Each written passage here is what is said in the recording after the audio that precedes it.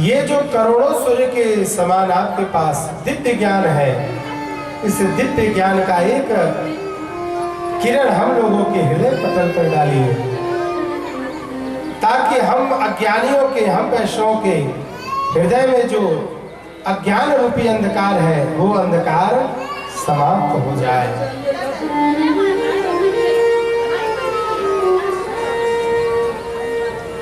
किसी सज्जन को चिंतामणि मिल जाए तो उस मणि से, चिंतामणि से जो भी वस्तु का कामना करेगा, चिंतन करेगा, वो उसे तुरंत मिलेगा। किसी को कल्प वृक्ष मिल जाए तो कल्प वृक्ष का ये सामर्थ्य है कि वो वस्तु से तुरंत प्राप्त हो जाएगी। लेकिन चिंतामणि और कल्प वृक्ष का ये सामर्थ्य नहीं है कि वो भगवत प्राप्ति करवा दे।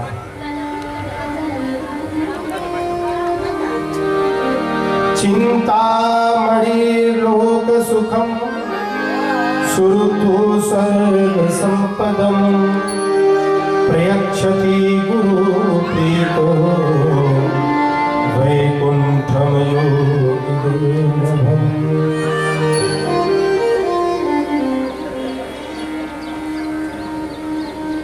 तो भगवान के स्वरूप का, भगवान की कृपा का अनुभव कैसे होगा? आप भगवान के कृपा पात्र कैसे बनेंगे?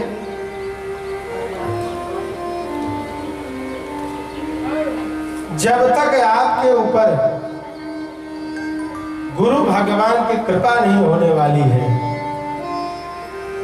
तब तक आपको भगवान के स्वरूप का बोध नहीं होने वाला है। थोड़ा सा इसे ट्रैवल डालिए। इसीलिए तो हमारे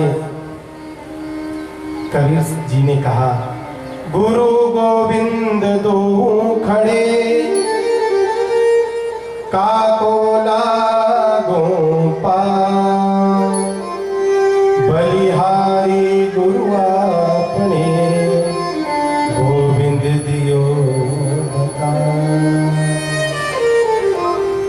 उस गोविंद को हम जानते कैसे हैं? गुरु कृपा से। आपके जीवन में कोई सच्चे सद्गुरु मिल जाए, कोई संत मिल जाए, आप उसी क्षण समझ जाइए कि आपके ऊपर गोविंद की कृपा हो गई। गोविंद की ही कृपा से गुरु मिलते हैं। नहीं तो कितने लोग भैया हम देखे कि इतना उम्र हो गया उनको कोई गुरु ही नहीं मिला। बोलते हैं भैया कोई गुरु मिले तब तो गुरु बनाए। वो अपने आप को महागुरु समझते हैं। ऐसी बात नहीं है। संसार में गुरुओं की कमी नहीं है, लेकिन आप जब उसके पात्र बनेंगे, आप उसके अधिकारी बनेंगे, तब आपके ऊपर ठाकुर जी की कृपा हो जाएगी और उस गोविंद की कृपा से आपको गुरु जी मिल जाएंगे। बड़े प्रसन्न है श्री सूत जी। सूत जी ने कहा कि सौनक ऋषियों, सावधानतया श्रृणु, सावधान होकर के सुनो। क्यों? क्योंकि जब कोई व्यक्ति किसी को बहुत कीमती वस्तु देता है, सौंपता है, तो उसको सावधान कर देता है कि ये बड़ी महंगी वस्तु है, बहुत सावधानी से अपने पास रखना, ऐसा नहीं कोई चुरा ले जाए, कोई छीन ले जाए, कहीं से गुम हो जाए। हर प्राणी को केवल मृत्यु से भय लगता है, चाहे मनुष्य हो, चाहे पशु हो, चाहे पक्षी हो, चाहे जलचर हो, चाहे नभचर हो, चाहे थलचर हो। संसार का कोई भी प्राणी है, हर प्राणी को केवल मृत्यु से भय लगता है और इसका नाम है संसार। संसरती संसार है, जो सदैव सरकता रहे उसी का नाम संसार है। लेकिन हम लोग सोचते क्या है कि ऐसे ही बना रहे, हमारे दादाजी, हमारी दादी सब हमारे साथ रहे, कभी इनसे बिछुड़ना न हो, हमारे सारे परिजन हमारे साथ रहे, कभी किसी से बिछुड़ना न हो। लेकिन ये तो भैया सरक रहा है। संसरती संसार है, जो सदैव सरकता रहे उसी का नाम संसार है। जो काल रूपी समय है, काल रूपी सर्प है अपने मुख को खोल करके बैठा हुआ है और हम आप सभी उसका ग्रास बनते चले जा रहे हैं।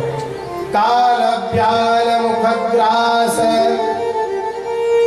निर्णास हेतवे श्रीमद्भागवतम शास्त्रम कलौ कीरेण भाषितम्। और इस काल के भय से बचने के लिए महाप्रभु श्री सुखदेव जी ने इस कलिकाल में श्रीमद् भागवत महापुराण की कथा को प्रकट किया।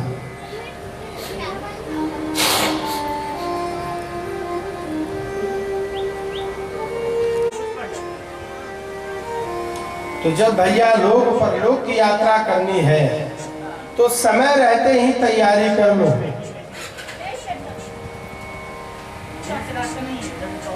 और ये हमारा जीवन भी एक रेलगाड़ी की यात्रा की तरह है। आप सबने रेलगाड़ी की यात्रा की होगी, जरा हाथ उठाइए कौन कौन किया है। मैं तो किया हूँ। चौहान जी, कथा का जब विश्राम हो जाए तो सबका टिकट निकलवाइए, पहले सबको रेलगाड़ी पर बिठाइए। कम से कम 10 किलोमीटर की ही यात्रा। हाथ उठाइए भाव से, कौन कौन रेलगाड़ी की यात्रा किया है। हाँ, ये बात। अरे हम आपके हैं, आप हमारे हैं।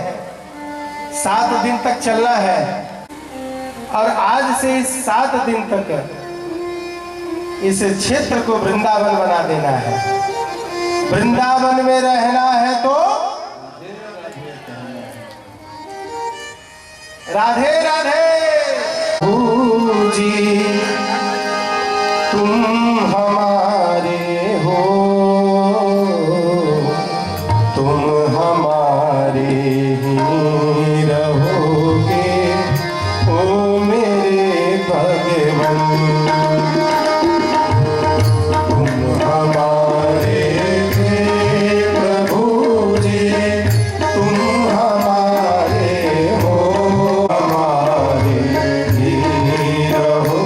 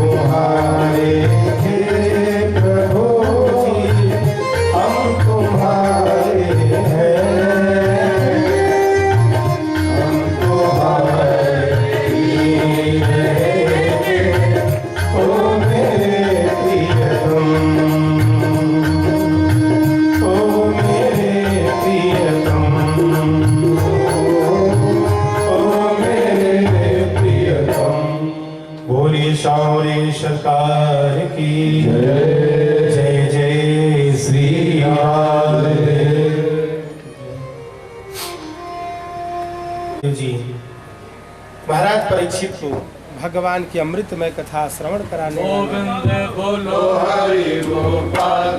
तो जो देवताओं के राजा थे इंद्र, वो जो स्वर्ग का अमृत है उस सुधा अमृत को लेकर के, स्वर्ग के अमृत को लेकर के पहुंच गए और सुखदेव महाप्रभु से कहा कि महाप्रभु, ये जो भागवतामृत है, ये जो भगवान की कथामृत है, इस कथामृत का पान हम सभी देवताओं को करा दीजिए, और ये जो स्वर्ग का सुधामृत है, इस अमृत का पान महाराज परीक्षित को करा दीजिए। तब सुखदेव जी ने मन में विचार किया कि ये जो स्वर्ग का अमृत है, ये कोई सामान्य वस्तु है नहीं। इस दिव्य अमृत के लिए देवासुर संग्राम हुआ, पता नहीं कितने वध हुए, कितने समय तक युद्ध चला। ये स्वर्ग का अमृत कोई सामान्य पदार्थ नहीं है, सामान्य वस्तु नहीं है। और ये देवता, इनका तो स्वभाव ही स्वार्थी है, स्वकार कुशलासुरा।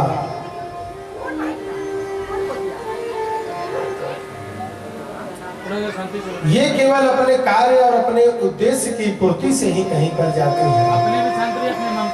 न तो हमने मंगाया, न तो हमने बुलाया, न तो हमने कहा देवताओं से, लेकिन ये देवता इस दिव्य अमृत को लेकर के आए। और जब ये सब सोच करके श्री सुखदेव जी ने मन में विचार किया, तब वो समझ गए एक क्षण में कि कहाँ ये स्वर्ग का अमृत और ये कहाँ भगवान की कथा का दिव्य कथामृत, इसकी कोई तुलना ही नहीं है।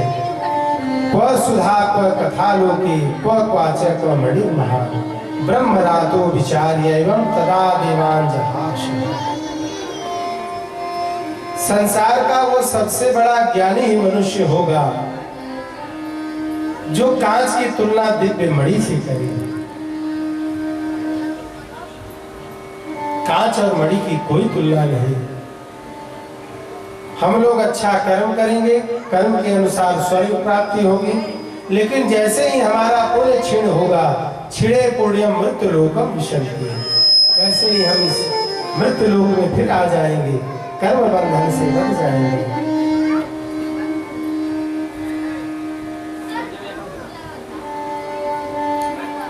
और अनंत काल से ये स्वर्ग का अमृत रखा हुआ है। जरा विचार करके देखिए, ये भगवान की जो कथा अमृत है, कितना भी पान करिए, कितना भी कराइए, लेकिन ये समाप्त होने वाला नहीं है।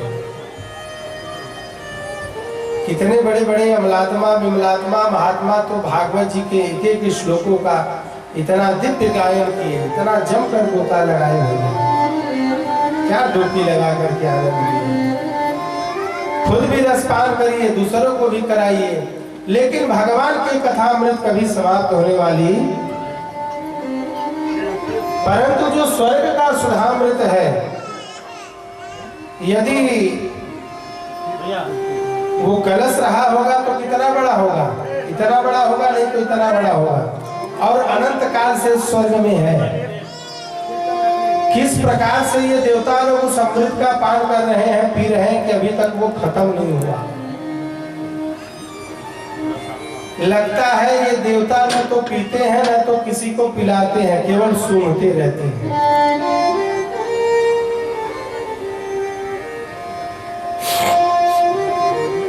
लेकिन भगवान की जो कथा है, खूब रसपान करिए, दूसरे को भी रसपान कराइए। एक गांव में 3 कंजूस रहते थे। कितने? 3 कंजूस। और तीनों कंजूस मिले पीली कोठी के पास। बोले भैया, गांव में बड़ी बदनामी होती है कि हम सभी लोग कंजूस हैं, आज हम लोग भी कुछ खर्च करेंगे। तो दूसरे कंजूस ने कहा कि ठीक है भैया, जम करके खरीदारी करेंगे। तो क्या खरीदा जाए? तीसरे कंजूस ने कहा कि चलो देसी घी खरीदेंगे और देसी घी खाएंगे और स्वास्थ्य बनाएंगे। तीनों ने कहा अच्छी बात है। अब तीनों कंजूस पहुंचे दुकान पर और 100-100 ग्राम देसी घी खरीदे। भाई नए नए अभी साखर्च बने थे, पहले कंजूस ही थे तो अभी अभी साखर्च बने थे, खर्चीले बने थे। तो 100-100 ग्राम देसी घी खरीदे और अपने अपने घर को चले गए। एक समय के बाद उन तीनों की भेंट हुई और तीनों ने कहा कि और भैया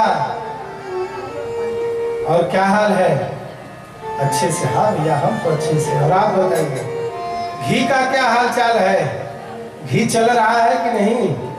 अरे बोले भैया क्या बताएं, हमारा घी तो आधा से ज्यादा समाप्त हो गया है, केवल 3 महीने में 100 ग्राम घी और 3 महीने में आधा से ज्यादा समाप्त हो गया। बड़ी चिंता हो रही है उसको। अच्छा भैया ये बात बताओ, इतने महंगाई में ऐसे खर्च करोगे तो कैसे चलेगा? कैसे खर्च करते हो?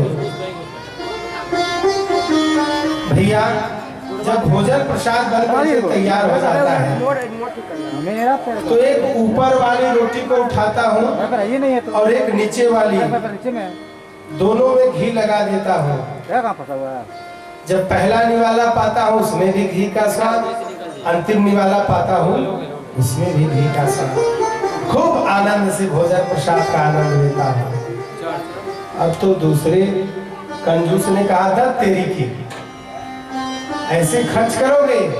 भैया तुम्हारे घी का क्या हाल चाल है? मेरा तो भैया केवल अभी तक 20 ग्राम खत्म हुआ है। अरे भैया कैसे? जब रोटियां सेक करके तैयार हो जाती हैं तो मैं एक माचिस की तीली लेता हूँ और उस घी के शीशी में डुबोता हूँ। उस तीली को बाहर निकाल करके उसी रोटियों के बीचों बीच और उस तीली के माध्यम से सारी रोटियों में घी लग जाता है और चकाचक घी का आनंद स्वाद लेता हूँ, घी के स्वाद का। अब तो जो तीसरा वाला कंजूस था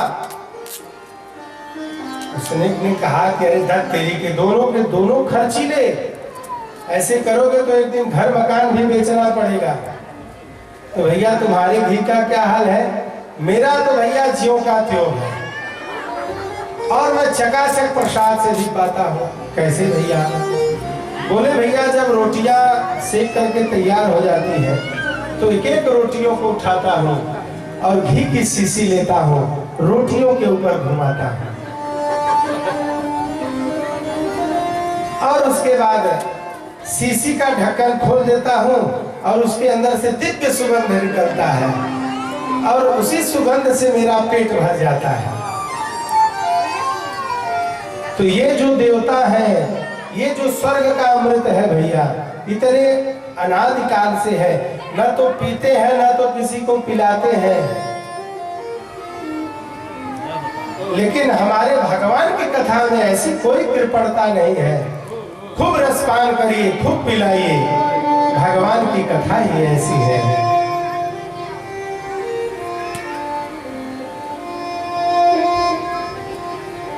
सुखदेव जी ने सारे देवताओं को डांट करके भगा दिया, भाग जाओ यहाँ से, तुम सब देवता नहीं, तुम सब ठगिया हो। अरे भाव से आते, प्रेम से आते तो कथा अवश्य श्रवण कराता, लेकिन तुम लोग तो वस्तु विनिमय करने आए हो और वस्तु विनिमय सदा समान के वस्तुओं में होता है। कांच और मणि का क्या भैया वस्तु विनिमय। सारे देवता भाग के आए ब्रह्मा बाबा की शरण में। प्रभु क्या हुआ? हम सभी लोग कथा श्रवण करने के लिए गए थे श्री सुखदेव महाप्रभु के पास, लेकिन सुखदेव जी ने फटकार करके भगा दिया। घबराओ नहीं, परीक्षित को कथा श्रवण करा रहे हैं। हाँ, 7 दिन बाद देखना कि कथा का प्रभाव क्या है। और 7 दिन के बाद परीक्षित के लिए दिव्य विमान आता है और परीक्षित भगवान के परम धाम को जाते हैं। सबको बड़ा आश्चर्य हुआ। कि वाह भाई वाह, कितना दिव्य प्रभाव है श्रीमद् भागवत महापुराण का, जिसकी कथा से एक ब्राह्मण ऋषि के द्वारा श्रापित राजा भी आज भगवान के परम धाम पर जाता है।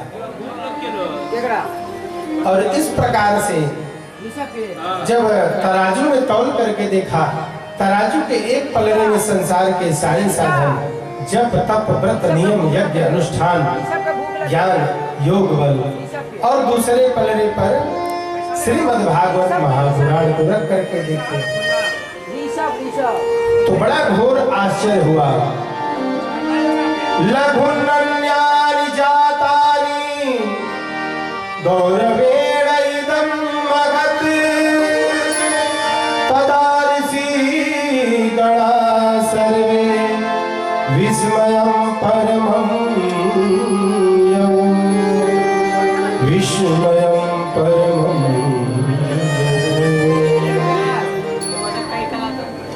अच्छा सुन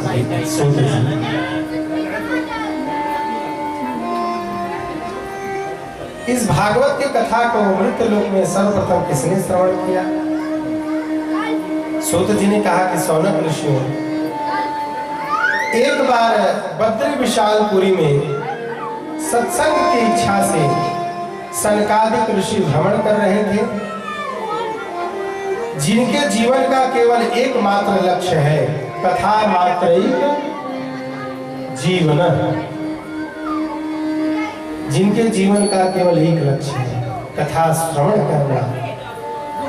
एकदा हि विशालायां चत्वार ऋषयो मला, सत्संगात् समायाता ददृशोस्तत्र नारदम्। सनकादिक ऋषियों ने देखा कि अरे ये श्री नारद जी भागे भागे जा रहे हैं और इनका मुखमंडल क्यों मुरझाया हुआ है?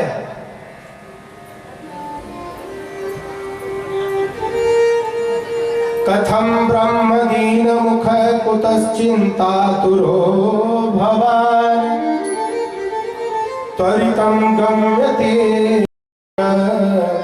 कुतश्चागमनं तव। कथम ब्रह्मदीन मुख, हे नारद जी आपका मुखमंडल क्यों मुरझाया हुआ है? कुतश्चिंतातुरो भवान्, कौन सी चिंता सताए जा रही है? त्वरितम गम्यते, भागे भागे कहाँ जा रहे हैं? भो ब्राह्मण कथम ब्रह्मदीन मुख, अपने दुख का कारण बताइए। ऐसा लग रहा है जैसे कृपण का धन कोई हरण कर लिया हो और वो कृपण बेचारा अपने मुख को लटका करके भागा भागा जा रहा हो। आप तो परम वैरागी हैं, परम संत हैं, आपके दर्शन मात्र से ही संसार का बंधन समाप्त हो जाता है। और संतों का धन तो केवल राम नाम रूपी धन है, श्याम नाम रूपी धन है। वृंदावन के संत यही गाते हैं, जो संसार का धन है वो संसारियों का धन है, लेकिन संतों और भक्तों का धन क्या है? हमारो धन राधा श्री राधा श्री राधा, हमारो धन राधा श्री राधा श्री राधा, हमारो धन राधा श्री राधा। वैष्णव धन राधा राधा राधा राधा राधा, वैष्णव धन राधा राधा राधा राधा, हमारो धन राधा श्री राधा श्री राधा, हमारो धन राधा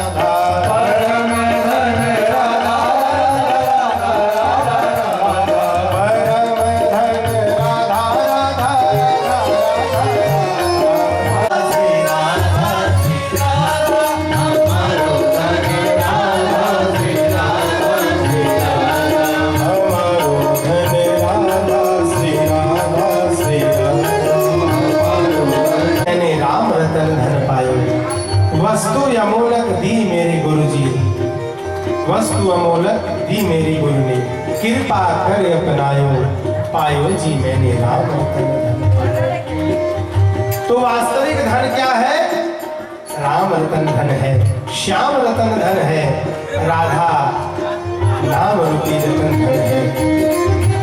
राम रतन धन पायो, पायो जी मैंने राम रतन धन पायो, पायो जी मैंने राम रतन धन पायो। वस्तु अमोलक दी मारे सतगुरु,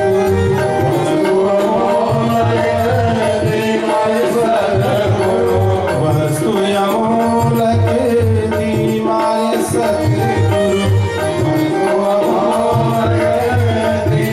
सतगुरु, कृपा करी अपनायो, पायो जी मैंने कृपा करी अपनायो, पायो जी मैंने राम रतन पायो धन। राधा श्री राधा श्री राधा, राधे राधे श्री राधा श्री राधा, हमारो धन राधा श्री राधा श्री राधा, हमारो धन राधा श्री राधा श्री राधा, हमारो धन राधा श्री राधा श्री राधा, हमारो धन राधा श्री राधा श्री राधा, श्री राधा श्री राधा श्री राधा श्री राधा श्री राधा। बोलिए राधा रानी सरकार की जय। कली कौतुक ताकर जात करे, मातु पिता नहीं मानहि देवा, मातु पिता नहीं मानहि देवा, साधुन से करवावहि सेवा, साधुन से करवावहि सेवा। नारी विवश नर सकल भूषाई को, नारी विवश नर सकल भूषाई, नाचहि नृत्य मन करती नाई, नाचहि नृत्य मन करती नाई। जिनके गया चरण भवानी, जिनके गया चरण भवानी, दिन जानहि निशिचर समझाई, दिन जानहि निशिचर समझाई। मातु पिता नहीं मानहि देवा, मातु पिता नहीं मानहि देवा, साधुन सन करवावहि सेवा, साधुन सन करवावहि सेवा। मातु पिता नहीं माने देवा, न तो माता को मानते हैं, न तो पिता को मानते हैं, न तो भगवान की आज्ञा को मानते हैं, न तो गुरु जी को मानते हैं। माता जी को भी मानेंगे, पिताजी को भी मानेंगे, गुरु जी को भी मानेंगे, लेकिन इनकी आपको मानेंगे लेकिन आपकी नहीं मानेंगे। मन में बड़ा कष्ट हुआ तो मैंने सोचा कि श्रीधाम वृंदावन में चलना चाहिए, और मैं चला गया श्रीधाम वृंदावन में, और मैंने एक बहुत बड़ा आश्चर्य देखा। तत्राश्चर्य मया दृष्टम श्रूयता तन्मुनीश्वरा, एका तु तरुणी तत्र निशग्रा खिन्न मानुषा।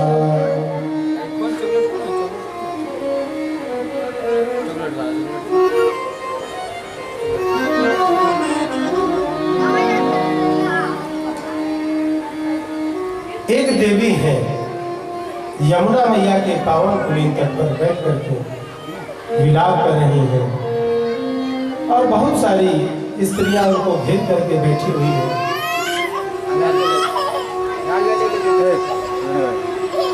बोलो राधे राधे। कल से हम लोग ऐसी व्यवस्था करेंगे कि मंच के आसपास कोई न रहे। यहाँ बच्ची रो रही है, यहाँ भैया जी रो रहे हैं, वहाँ पर कोई हंस रहा है?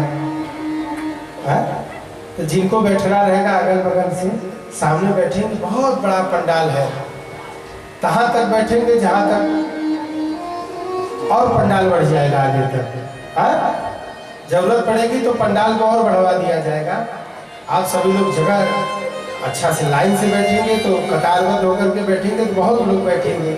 थोड़ा किनारे का रास्ता छोड़ दीजिए, लोग आए जाए, ऐसे पंक्ति बंद होकर के बैठिए, किसी को आने जाने में तकलीफ न हो। यहाँ पर कोई इनके रोने का कारण पूछना चाहिए। और जैसे ही मैं उस देवी के पास जाने लगा, मेरे मन में इच्छा हुई कि ये माताएं हैं, इनका कोई भरोसा नहीं। एक क्षण में रोने लगती हैं, दूसरे क्षण में हंसने लगती हैं। पता चला मैं गया और देवी बोली कि अरे बाबा महाराज, हम स्त्रियों के समूह में कहाँ घुसे चले आ रहे हो? तब तो ठीक नहीं होगा। और यही मैं सोच करके वहां से वापस होने लगा। तुरंत उस देवी ने कहा, भो भो साधो क्षणं तिष्ठ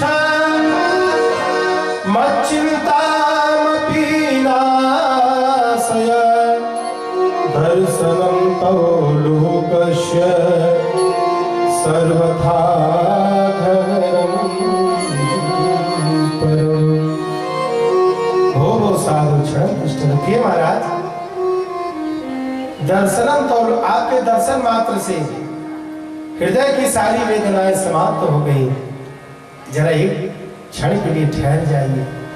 नारद जी ने कहा कि अरे देवी, काशी तुम, आप कौन हैं? काय माँ, ये आपके गोद में जो दो बुढ़े बालक हैं ये कौन है? आप तो नवयुवती मालूम पड़ती हैं, लेकिन आपके गोद में ये जो दो बुढ़े सो रहे हैं ये कौन है? देवी ने कहा कि संत भगवान, ये और कोई नहीं, ये दोनों मेरे बालक हैं। बड़ा आश्चर्य हुआ नारद जी को कि मैया इतनी युवती है और बालक इतने बुढ़े बुढ़े। अहम भक्ति ख्याता इमो में तन जो मतो ज्ञान वैराग्य नामानो कालयुगे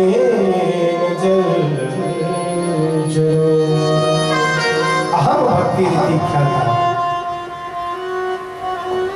इनों में तनियो होता है। ये दोनों मेरे बालक हैं।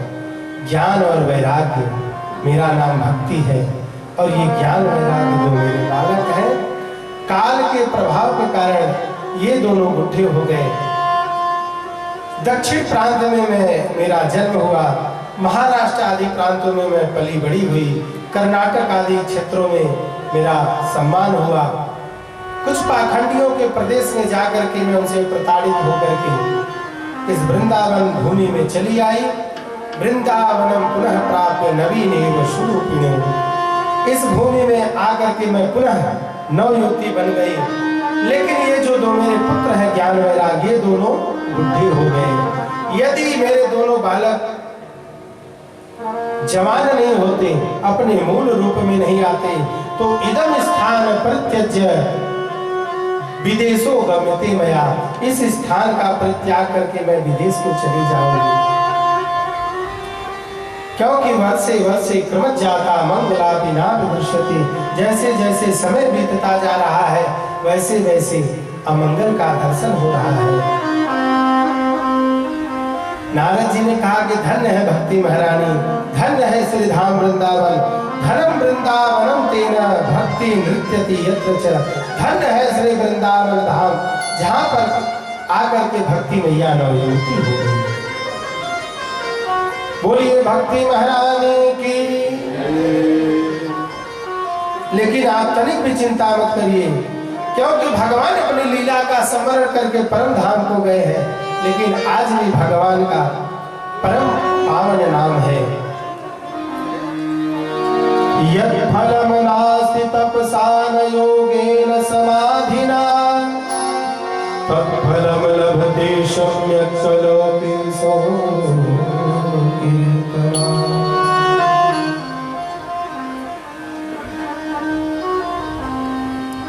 तत्फलम, जो लाभ बड़े बड़े योगियों ध्यानियों को नहीं मिलता है योग और ध्यान से, वो लाभ मिलता है तत्फलम लभते। कैसे? सम्यक कलो केशव कीर्तना, केवल भगवान का कीर्तन करने से भक्ति मैया प्रसन्न हो गई कि धन्य है महाराज, आज जैसे संत श्रेष्ठ का दर्शन करके आज मेरा जीवन धन्य हो गया। जयति जगति मायां यस्य कायाधवस्ते, वचन रचन मीकम केवलम चारुमय्ये। ध्रुवपदमपि यातो यत कृतपातो ध्रुयोऽयं, सकल कुशल पात्रं ब्रह्मपुत्रं नतास्मि। धन्य है, धन्य है। जयति जगति माया। नारद जी ने कहा कि तनिक भी चिंता मत करिए देवी, आज भी भगवान का वो परम पावन नाम है, उस नाम का इतना प्रभाव है, ब्रज के नंदलाला श्री राधा जी के सावरिया, सब दुख दूर हुए जब तेरा नाम लिया। केवल भगवान का नाम लेने से ही, भगवान के नाम का उच्चारण करने से ही हमारे आपके जीवन के सारे दुख दूर हो जाएंगे। ब्रज के नंदे लाला श्री राधा जी के सावरिया, सब दुख दूर हुए जब तेरा नाम लिया। ब्रज के नंद लाला श्री राधा जी के सावरिया, सब दुख दूर हुए जब तेरा नाम लिया। ब्रज के नंद लाला श्री राधा जी के सावरिया, सब दुख दूर हुए जब तेरा नाम लिया। ब्रज के नंद मीरा पुकारे तुम्हें, गिरधर को पाया। मीरा पुकारे तुम्हें, गिरधर को पाया। बन गया अमृत में विष का भरा प्याला, हो बन गया अमृत में विष का भरा प्याला, विष का भरा प्याला। कौन मिटाए उसे, कौन मिटाए उसे, जिसे तूने थाम लिया। सब दुख दूर हुए जब तेरा नाम लिया। ब्रज के नंद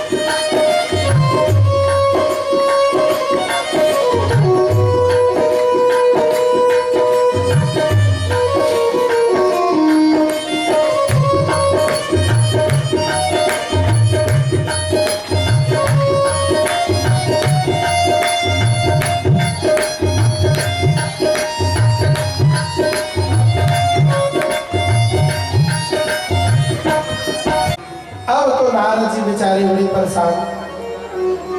न तो सत्कर्म की परिभाषा ही बताया आकाशवाणी ने, न तो उस संत महात्मा का नाम ही बताया कि कौन संत महात्मा, कौन सज्जन पुरुष बताएंगे कि सत्कर्म किसे कहते हैं। और ये तो भारत भूमि है भैया, एक नगर में, एक गांव में 10-20 संत महाराज रहते हैं, और इतने बड़े भारत में करोड़ों संत महात्मा होंगे। अब मैं किनके पास जाऊं, कहाँ जाऊं। सत्कर्म की खोज में निकल पड़े महात्माओं के यहाँ।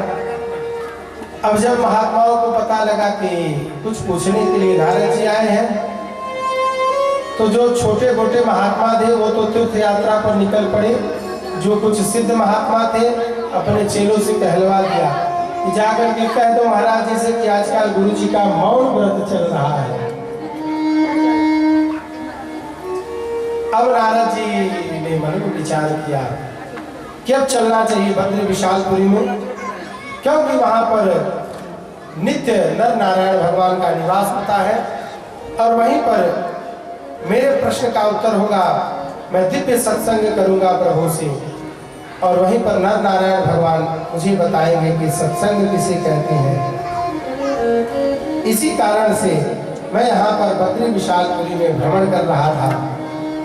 सरकारिक ऋषियों ने कहा कि नारद जी अब आप अपने चिंता का त्याग कर दीजिए, प्रसन्न हो जाइए। मां चिंता कुरु देवर्षे हर्ष चित्ते समावह उपायः सुख साध्योत्र वर्तते पूर्वये।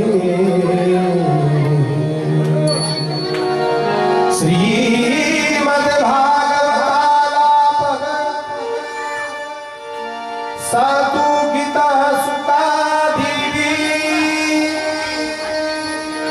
श्रीमद् भागवतालापः सतु गीतः सुताधिपि भाग्योदयेन बहुजन्म समर्जितेन। नारद जी ने कहा कि बड़े भैया, पढ़ लिख करके कोई कितना भी बड़ा विद्वान बन जाए, ज्ञानी बन जाए, लेकिन उसके जीवन में विवेक का उदय तो तभी होता है जब वो सत्संग करता है। और जब आपके जीवन में कोई संत महापुरुष आ जाए, संत पुरुष से आपकी भेंट हो जाए, तो आप समझ जाइए कि आपके कई जन्मों का भाग्योदय हो गया है। भाग्योदयेन बहुजन्म समर्जितेन सत्संगमं च लभते पुरुषो यदा वै अज्ञान हेतु कृत मोहमदान्धकारं नासं विधाय हि तदोदयते विवेकः। बिनु सत्संग विवेक न होय, बिनु सत्संग विवेक न होय, बिनु सत्संग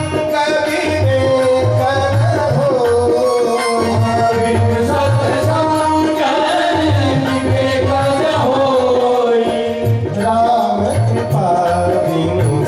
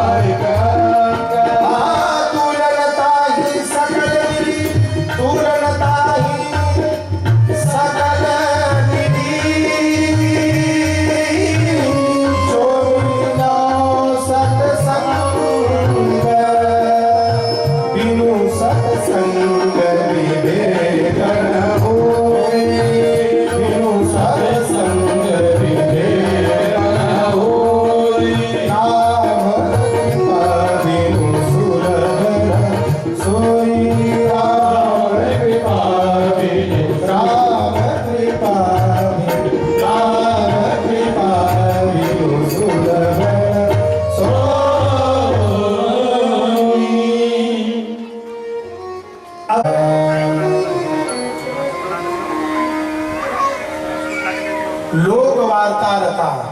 देवी जी का स्वभाव कैसा है? जब तक 5 लोगों से लड़ाई न हो जाए तब तक पेट का पानी नहीं पचने वाला। दिन भर बड़बड़ बड़बड़। लोक वार्ता रता क्रूरा, हमेशा महाराज सिंह तान करके तैयार, झगड़ा करने के लिए। कोई आ जाए 12 बजे तक, जोरदार ताली।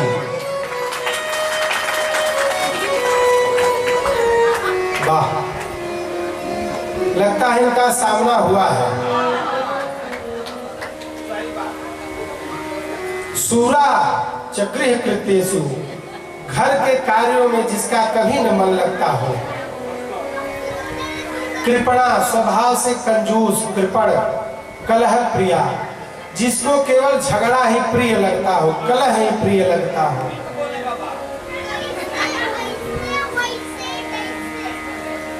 एक पंडित जी महाराज थे। पंडित जी बेचारे जितने सरल, पंडितानी उतनी टेढ़ी। अब पंडित जी ने मन में विचार किया कि अब इनसे पीछा कैसे छूटे। एक दिन आए पंडित जी, बोले कि अरे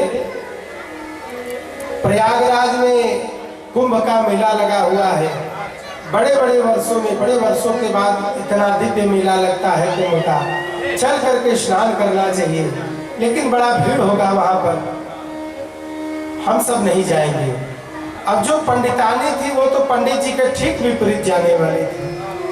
उन्होंने कहा, पंडित जी आप कह रहे हैं कि इतने वर्षों के बाद इतना दिव्य महाकुंभ का पर्व आया है, तो आप तो भले मत जाइए, मैं तो जा करके स्नान करने वाली हूँ।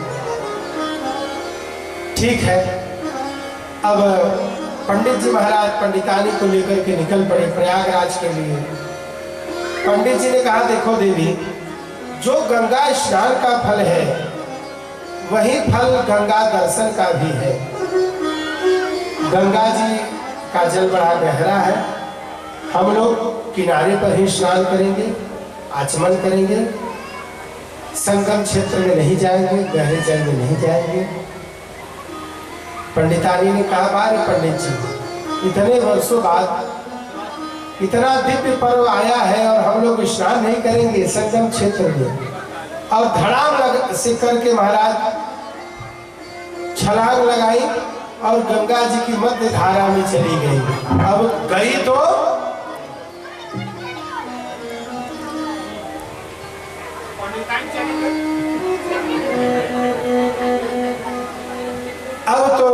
गोताखोर लोग आए और ढूंढने लगे जल में के अंदर घुस करके।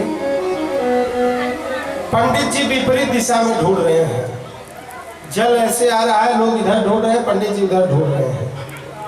गोताखोरों ने कहा कि अरे महाराज, यदि आपकी धर्म पत्नी बह करके गई होंगी तो इस दिशा में गई होंगी, आप इधर क्यों ढूंढ रहे हैं? पंडित जी ने कहा, भैया क्या बताएं, जो जीवन भर सीधे नहीं चला वो मरने के बाद कहां सीधा जा सकता है? मुझे लगता है कि उल्टी ही धारा में गई होगी, इसलिए मैं इधर ढूंढ रहा हूं। तो कहने का आशय ये है भैया, जब जीवन भर हम सीधे नहीं रहे तो अंतिम समय में कहां से सीधे हो जाएंगे? तो समय रहते ही जीवन में भजन का अभ्यास डालिए और भगवान का भजन करिए। बुरा लगे चाहे लोनो जी, एक दिन गौनो होनो जी। अब तो विवाह के साथ ही गौना हो जाता है, पहले विवाह होता था और 5वें साल गौना होता था, तो गौने के साथ रोना भी होता था, रोना गौना साथ साथ। बुरा लगे चाहे लोनो जी, अब तो गौनो होनो जी। और वो जो लेने वाला लेवंगा आया है ना, जो पहुना आया है, वो बिना लिए हुए नहीं जाएगा, आपको ले नहीं जाएगा। तो समय रहते हुए कुछ सीख लीजिए, कुछ भजन कर लीजिए कि जब अपने मायके में जाए, अपने ससुराल में जाए, तो कुछ आपके पास गुण सहुर हो, भगवान को मुख दिखा सके कि हाँ प्रभु, इतनी सुंदर आपने दुनिया बनाई तो मैंने किसी का परोपकार किया, किसी का सहयोग किया, किसी का मदद किया, किसी को भोजन कराया, किसी को जल पिलाया, किसी की छत्र छाया बना।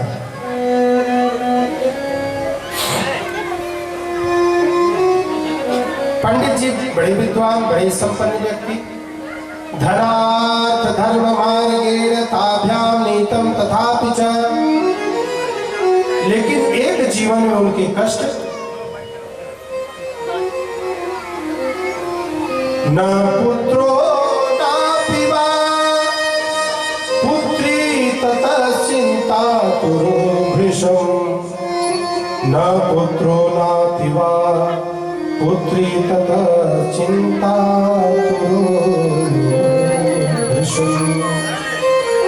न तो कोई बेटा था, न तो कोई बेटी थी पंडित जी के पास। रो रहे थे। एक संत भगवान के उनके कानों, संत भगवान के कानों में रोने की आवाज गई। संत भगवान आए और बोले, ब्राह्मण देवता आप क्यों रो रहे हैं? कथम रोदसी विप्र त्वं काते चिंता बलीयसी, वदत्वं सत्वरं मह्य स्वस्य दुःखस्य कारणम्। अपने दुख का कारण बताइए। संत भगवान ने कहा, ब्राह्मण देवता ने कहा, आत्मदेव जी ने, संत भगवान, संतों की कृपा से मेरे घर पर किसी चीज की कमी नहीं है, लेकिन मैं कोई वृक्ष लगाता हूँ तो उस वृक्ष में फल नहीं लगता। मेरे खूंटे से जो गौ माता बधी है कोई बछड़ा नहीं देती। मैं जब अपने पितरों को जल देता हूँ तो उनके नेत्रों में अश्रु आ जाते हैं कि तुम्हारे बाद मुझे जलदान देने वाला कोई नहीं है। मेरे पास कोई पुत्र नहीं है, कोई पुत्री नहीं है, मैं क्या करूं? मैं अपने जीवन को समाप्त कर लूंगा। संत भगवान ने कहा कि अरे ब्राह्मण देवता, ये बेटा बेटी के चक्कर में क्या रखा है? पुत्र पुत्री से किसको सुख मिला? 60,000 पुत्र थे महाराजा सगर को। राजा अंग के पुत्र थे बेन, इतना घोर नास्तिक कि पिताजी को ही नवरात्रि में महल छोड़ करके भागना पड़ा। पुत्र पुत्री से इस संसार में किसको सुख मिला है?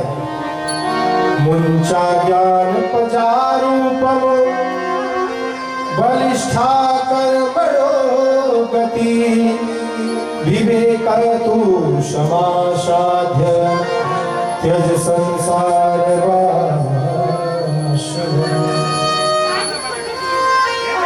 संसार का त्याग करिए। इस संसार में कोई आनंद नहीं है, कोई सुख नहीं है। सुख तो भगवान के भजन में है। आत्मदेव जी ने कहा कि आप ठहरे बाबा बैरागी, आप क्या जानेंगे कि बेटा बेटी का सुख क्या होता है। जब छोटे छोटे बेटा बेटी आते हैं और अपनी तोतली बोली से कहते हैं पापा पापा, मम्मी मम्मी, पिताजी बाबूजी, तो मानो कानों में शहद जैसा घुल जाता है। पुत्रादि सुख हीनोयम संन्यास शुष्क एव ही, गृहस्थ सरसो लोके पुत्र पौत्र समन्वित। पुत्र पौत्र से युक्त जो जीवन है वो तो रसमय जीवन है। संन्यास का जीवन तो शुष्क सूखा हुआ जीवन है।